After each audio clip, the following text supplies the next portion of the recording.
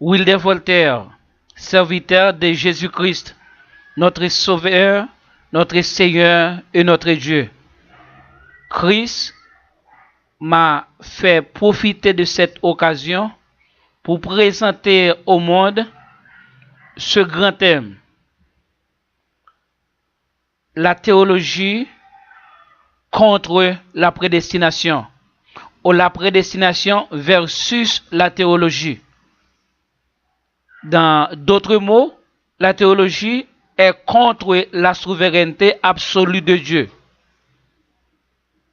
Avant tout, je dois remercier mon Père Céleste pour cette grande miséricorde qu'il a montrée en ma faveur. Une paille comme moi, je ne la méritais pas. Je ne la mérite pas et je ne la mériterai pas. Il m'a prédestiné, m'a choisi avant ma naissance. Il m'a soulevé de la poussière et m'a mis où je suis aujourd'hui. Un homme sans diplôme ou sans études universitaires. Un produit du pays le plus pauvre de l'hémisphère, Haïti. Le pécheur le plus fameux du monde. Je n'avais jamais rêvé sur une pourriture comme moi, un homme spirituellement mort, je pourrais recevoir du Très-Haut sa faveur. C'est lui qui dit, je suis celui qui suis. Oh, merci Seigneur, Jéhovah. En toi est assise toute la plénitude du pouvoir. Merci pour ce grand salut et pour ces livres, Père. Je dois remercier mon Sauveur, Seigneur et Jésus. Excusez-moi. Je dois remercier mon Sauveur, Seigneur et Dieu, Jésus-Christ, qui, sous la volonté du Père, m'a sauvé, m'a libéré de la colère à venir à travers de sa souffrance cruelle, qu'il m'a racheté en versant son sang, lequel m'a lavé, m'a nettoyé les péchés et les iniquités. Aujourd'hui, je suis libre par le sang de mon Sauveur Jésus. De lui vient mon pardon des péchés. Merci pour ce grand salut et pour ce livre, Seigneur Jésus. Je dois remercier le Saint-Esprit sous la volonté du Père et la pétition du Fils. Il me sanctifie, me réconforte. Il m'illumine dans toutes les études bibliques. Il a coordonné toutes mes activités spirituelles en différents lieux et il me soutient chaque jour. Merci l'Esprit Saint, mon consolateur, mon Dieu, pour la consolation quotidienne et pour ce livre aussi. Ton serviteur Wilder Voltaire.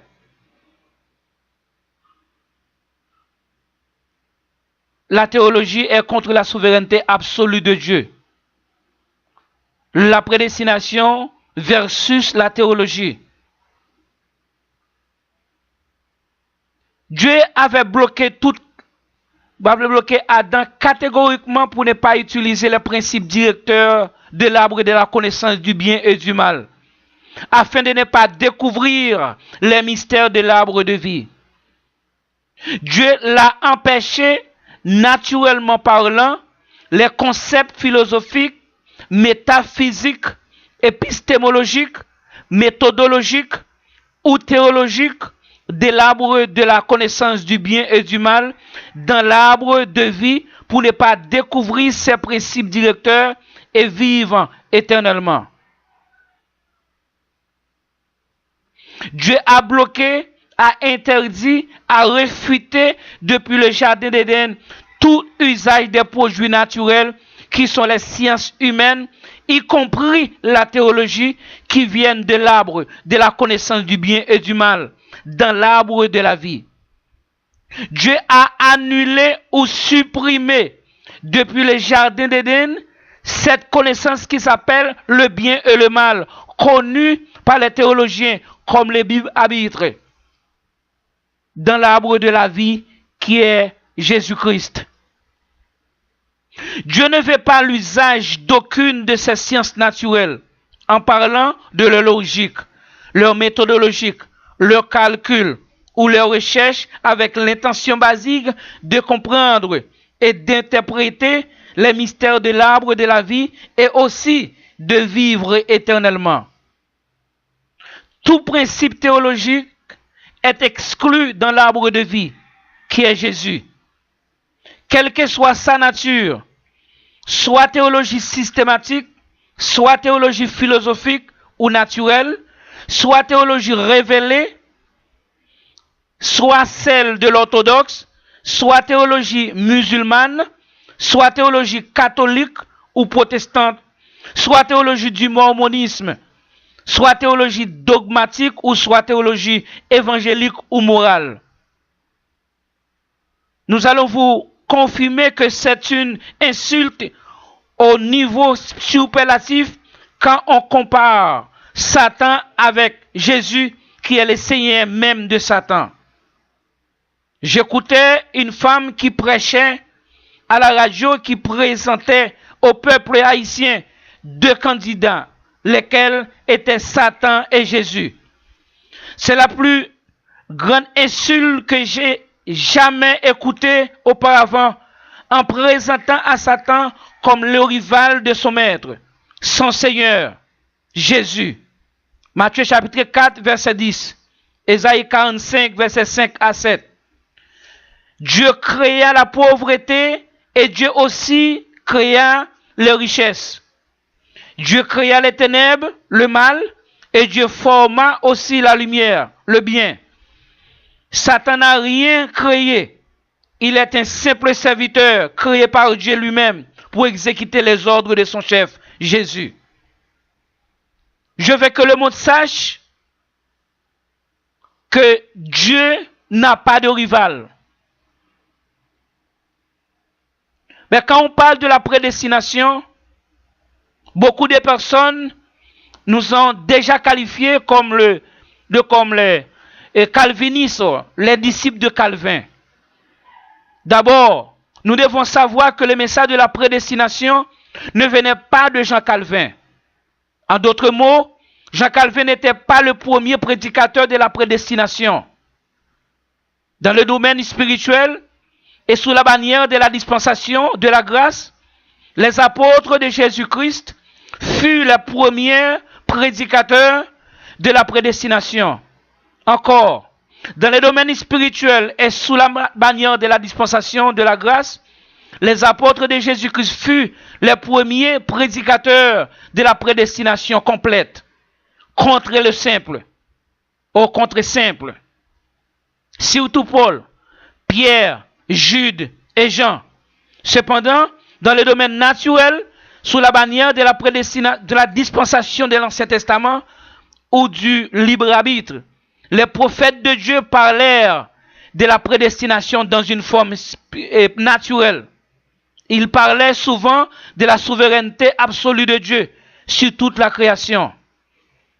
Le mot prédestination n'avait pas été mentionné dans l'Ancien Testament. Mais le mot connu d'avance, oui. Nous avons trouvé le mot prédestination dans l'évangile de Jésus-Christ présenté par les apôtres. Tandis que, avant l'existence naturelle des prophètes et des apôtres, Dieu eut approuvé ce décret, la prédestination, depuis le jardin d'Éden, à travers de deux arbres qui furent au milieu du jardin. La prédestination est un décret naturel et spirituel de Dieu avant même les siècles. 1 Corinthiens chapitre 2, versets 6 et 7. Elle est un décret naturel parce que nul ne peut changer ou transformer le contenu de la nature. La nature ne peut ni épuiser ni apprendre rien de nous. Au contraire, c'est nous qui pouvons ou devons épuiser ou apprendre d'elle.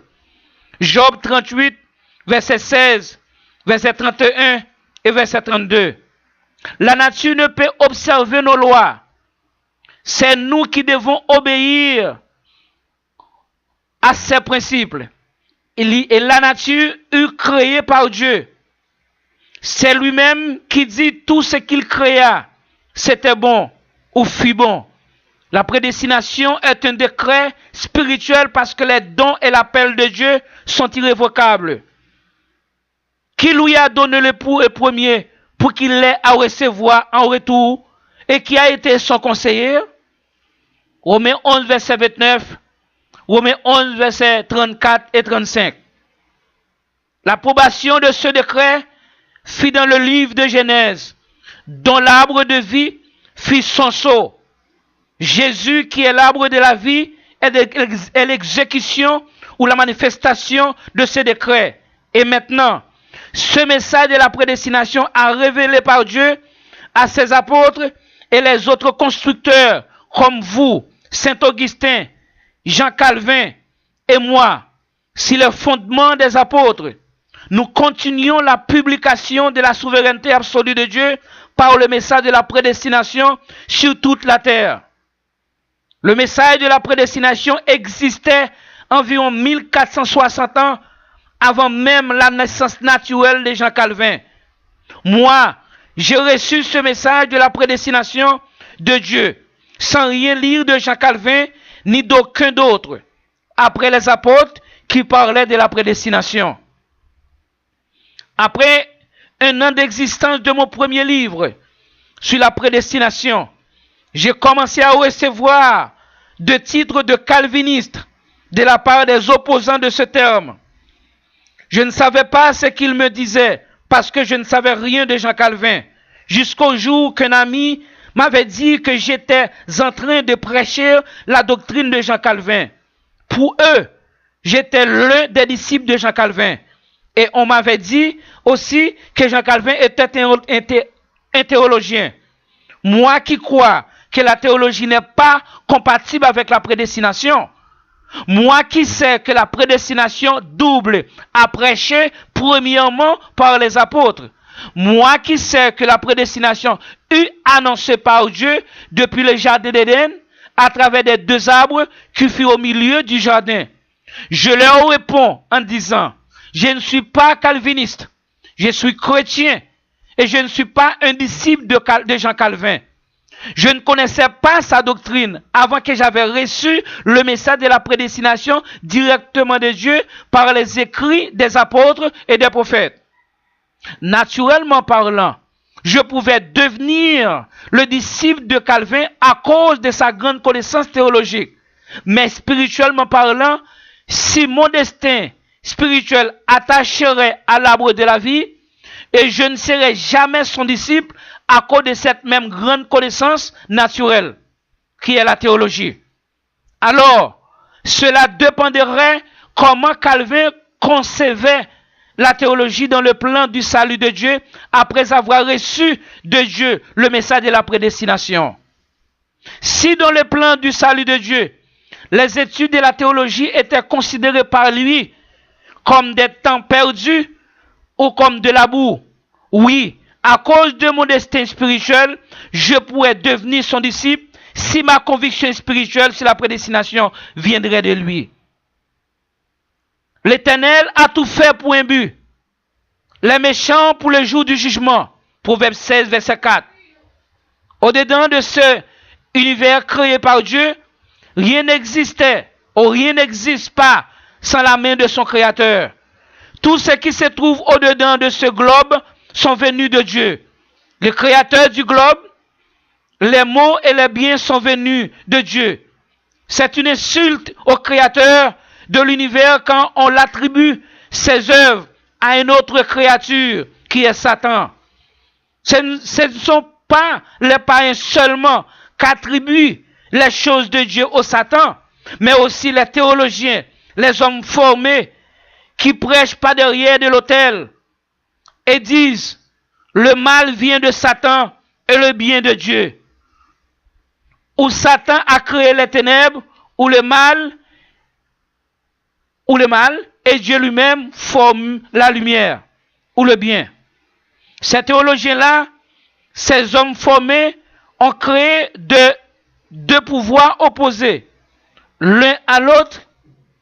Pour eux, Satan gouverne dans le nord et Dieu dans le sud. Ces enseignants-là sont des faux docteurs. Ils ne prêchent que le mensonge, Car la Bible m'a dit clairement que Dieu n'a pas de rival. Tout l'univers lui appartient, y compris Satan. Ésaïe 45, versets 5 à 7. Lamentation 3, 38 à 40.